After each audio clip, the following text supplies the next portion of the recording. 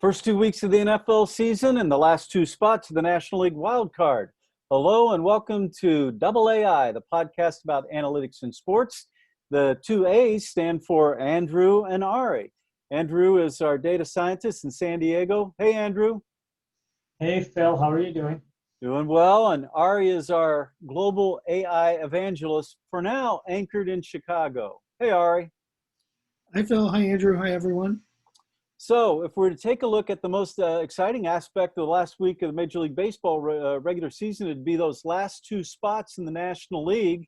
That's going to take maybe all the way up to the last out on Sunday to sort out, but it's fun to look at. We'll get to the second week and really just an amazing start, some elements to an amazing start to the National Football League season. But guys, let's take a look at a couple of things that we can break down in baseball and break down analytically. And the one is, last week we looked at American League Most Valuable Player. This week, let's do the same. Because you know what? If we were to do this about 2 to 3 weeks ago, we'd say Mookie Betts, Fernando Tatis Jr., and maybe Manny slipping in there some way. But really, the guy that might be the leader is probably the least most recognized or the least mentioned right now. Ari, who would that guy be right now? Did you mention Freddie Freeman? There you go. And it's not because Freddie is overwhelmed with home runs, although he's doing okay. But Andrew, Ari, this is where we earn our keep. Freeman has, in fact, I think all those guys have more home runs than he does, but Freeman has better F4, weighted runs created plus, weighted OBA. He also leads the National League in traditional stats, average RBIs and doubles. But Ari, help us understand the value and what's happening here with Freddie. Yeah, so you mentioned some like newer analytics as well as some traditional. And this is one of the great things of who is the most productive. So the traditional batting average, doesn't include walks, counts a home run the same as a hit. RBIs depend largely, unless you're hitting a home run, on your teammates getting in scoring position when you come to the plate, kind of out of your hands. And doubles is kind of an anecdotal, but some of the newer analytics put things in better context. So you mentioned FWAR, that's the Fangraphs version of wins above replacement. Some may argue that that is the best offensive metric out there, except it's what you call a black box in AI. They don't really say what's involved in it. You may know, but they basically give different weights to different situations, counting home runs more than caught stealing, for example. Win runs created plus is like a league adjusted, Bill James originated scaling and a weighted on base average as well. So those are some, and there are others that we'll get into that are seemingly more predictive. But but for sure, wins above replacement more predictive than batting average. Well, and Andrew, in a couple of those categories, Freeman has career highs. Why don't you run down a couple of those stats we have listed? Yeah, absolutely. I mean, we've already mentioned WOBA, that he's got career highs, which I think Ari, we'd agree, is considered the best overall evaluation of someone's hitting performance. But we also know that the way you're making contact with the ball really matters. People are now tracking, what is the exit velocity? So everyone's been talking about exit velocity for batters. He's at career high for his average exit velocity. That lines up to what percentage of balls he's hitting hard. And it's also lining up to, is he barreling the ball? So barrel percentage, which gives rise to the other ones. So yeah, he's been having an exceptional year. Well, in fact, Ari, if we were to have a most valuable stat for this season that translates, what translates from stat to winning to the playoffs, there's clearly one that stands out. Well, for offense, are you talking about like barrel percentage?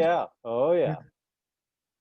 Yeah, and what's interesting about that, so the barrel is kind of like how much barrel bat you get on the ball. And what I like about that is, way back in the day, I came up with expected, the X and all these things, expected OPS.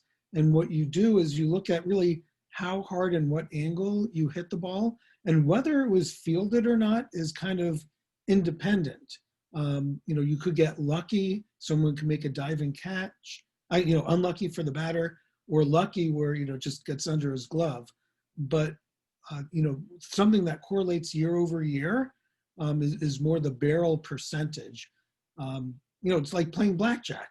You bet the odds. If you hit on an 11 and the dealer has a 6, it's the right thing to do. Whether it ends up that way or not, it's kind of out of a win or not is out of your hands. So you use that philosophy, and that tends to be the most predictive way of what success will be.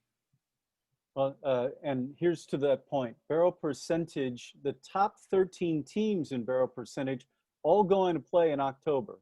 And the top teams, the top 4 are in this order: Dodgers, Padres, Braves, White Sox, and they are in that order. By far the top 4, better than others. You guys may or may not know there's a guy named Steve Springer who's kind of the guru of the mental aspect of hitting. For 20 years, he and Clint Hurdle championed a phrase, hit ball hard, you win. And that's really what we're talking about here. The opposite is true. Preventing hard contact is very valuable, and the Dodgers, White Sox, and Cleveland are 1, 2, 3 in that. So much respect for Dodgers front office leadership, Andrew Friedman. We've talked about ex-WOBA before, and we believe in it. It combines the quality and amount of contact. Before we wrap up baseball, and again, we won't see you until the playoffs start a week from now, as we're recording it on Tuesday. We want to say goodbye to a guy that is a traditional baseball guy, but Andrew was someone that made an adjustment late in his career that we want to point out. Why don't you go ahead and and make a comment about that? Absolutely. I think we were all saddened by the news over the weekend that Ron Gardenhire retired, effective immediately from the manager position with the Detroit Tigers. I think he is truly one of the great guys in baseball who will absolutely be missed. But when he was the manager of the Twins, and actually as he was coming up the entire time with the Twins, he was seen as an old school baseball guy, managing according to the book and the way it had always been done. And I think a lot of people were really surprised 3 years ago when the Detroit Tigers gave him the managerial position on a team that was going through a rebuilding period, but at a time when the Detroit Tigers had clearly made an investment into the analytics aspect of the game. And to Ron Gardenhire's credit, at the end of his career, he bought in fully into the analytics worldview and went from never shifting with the Twins to one of the most frequent shifting teams in baseball. Well, good point. And we're never sad when we let Andrew talk about the Twins or anything Twins, or me, anything Indiana, or Ari, anything that has anything to do with Chicago. So that's kind of an ongoing inside joke here, in a good way. NFL. We're going to introduce the Mahomes. It's a new stat that describes a comeback when trailing by double digits. Chiefs beat the Chargers here in LA over the weekend. Elias Sports noted that Patrick Mahomes has won an NFL quarterback record 6 straight games when trailing by double digits. That includes the playoffs. That's amazing. That and people say, oh, physically gifted, talented, way beyond that. Intelligent, leadership, it's everything you'd want in a quarterback and in a winner and in a leader of your organization. We give them a lot of credit. Now we come to NFL week number 2, our one thing. Andrew, give us one thing about week number 2. What you got? Yeah, what I would say is there are no sure things in betting. A story broke after Sunday in regards to the Falcons' amazing collapse against the Cowboys. But BetMGM reported that with 7 minutes left in the game, with the Falcons leading 39-24, someone bet $35,000 to make just over $1,000 that the Falcons would win, and lost it all. I think there's 2 really interesting things there. The first one is, of course, there are no sure things even with 7 minutes left in a game like that. But I think what might be more surprising to most people is that these sorts of bets do occur. most people think about bets and they think of, oh, I'm going to bet who's going to win the game before it starts, or who's going to win the Super Bowl at the beginning of the season or the beginning of the playoffs. This has been true for a long time that you could bet on in-game action, but with the rise of online gaming, mobile betting, it's just become more and more common. And 35K is no small amount. Ari, what's your one thing for week number 2? Well, you mentioned me being in Chicago. Just still in awe of game 1 the Bears had against Detroit. They could have, should have lost it. But, again, winning against New York, it's great to be 2-0 coming out the gate. Luck or not luck. Well, and my one thing is Seattle quarterback Russell Wilson. My goodness. Seattle beat New England 35-30 on that goal line, last second stand. Total 65 points. The over-under was 45. And the sportsbook William Hill said nearly 60% of all the total dollars wagered on that were on the over. Wilson quickly has established himself as the best deep passer in the NFL. Statistically, in every regard, he is. And Sports Info Solutions qualifies best deep as 20 passes of 20 yards or more. And then get this, Wilson in 2 weeks has completed 82.5% of his passes. That's the highest total for the first 2 games in the NFL in history. No one's ever done that ever before. That's amazing. All right, to basketball. NBA Commissioner Adam Silver, Andrew, he's got plans for next season, and that's really next year. Yeah, the sources reported today per ESPN that Adam Silver is believing that the season may not start or is likely not to start until 2021. I can't say I'm really surprised with this because even early on in the restart, they were talking about, a late December start or something like that. But yeah, it looks like we're going to now go a few months without professional basketball. Yeah. And then with the playoffs as they are, down to 4 teams, conference finals. All right, how do you frame what the Nuggets have done in the first 2 series so far? Now they're facing LeBron and AD, and that's a different challenge altogether. But in what the Nuggets have done against the Clippers and the Jazz, bouncing back from trailing 3-1 in both the series, never happened before in the NBA playoffs. How do you look at that? Well, I've watched every play of every game of those series. So exciting. And also when they're down 3-1, they were down 17, 18 points with a minute to go in the third. So they were almost on the brink of ending. So like in all sports, you're actually never done until you're done. They have the resiliency. They have some very exciting players and teamwork. And then the last game, against LA, it comes down to the wire. So they could have easily been 1-1. So it's exciting. Everyone's kind of, I wouldn't say everyone's pulling for them, but everyone's, would not be surprised if they come back and at least tie the series. Yeah. College football.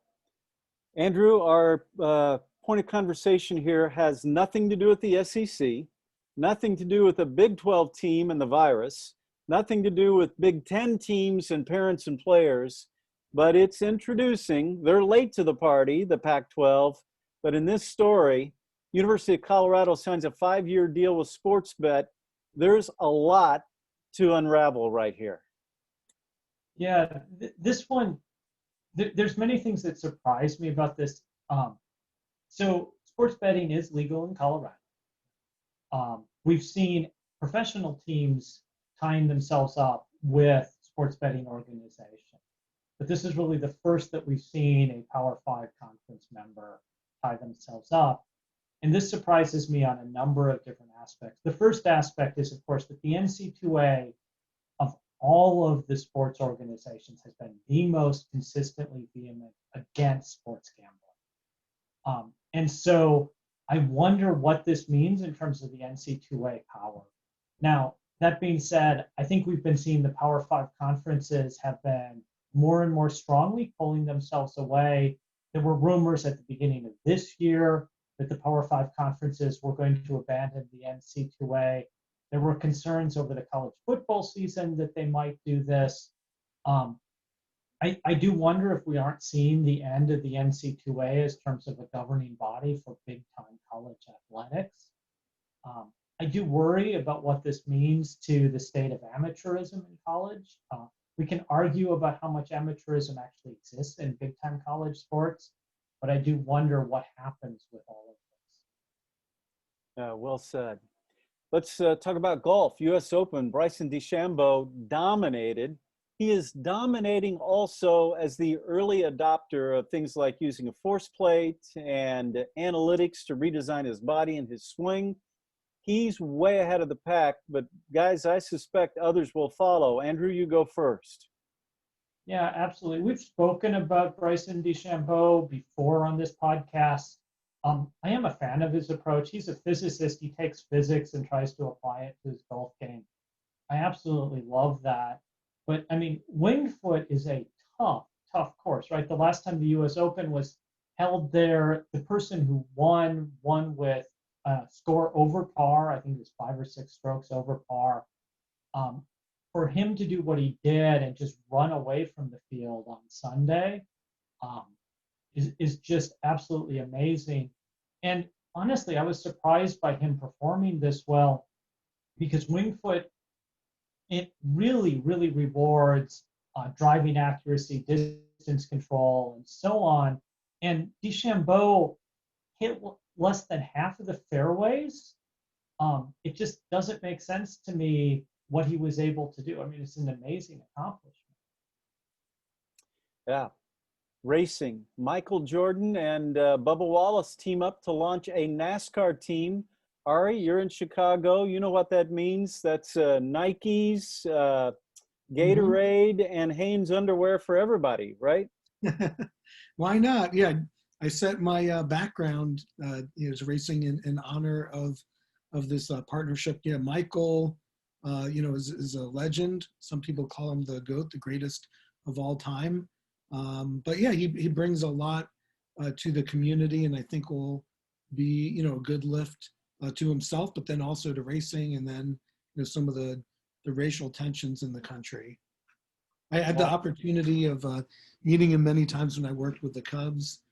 Probably the highlight that nobody may believe me is got to introduce him to Ernie Banks in my office, which was a really exciting time. But got to know him a little bit, and but just being in Chicago, you could see his effect that he has on people is tremendous.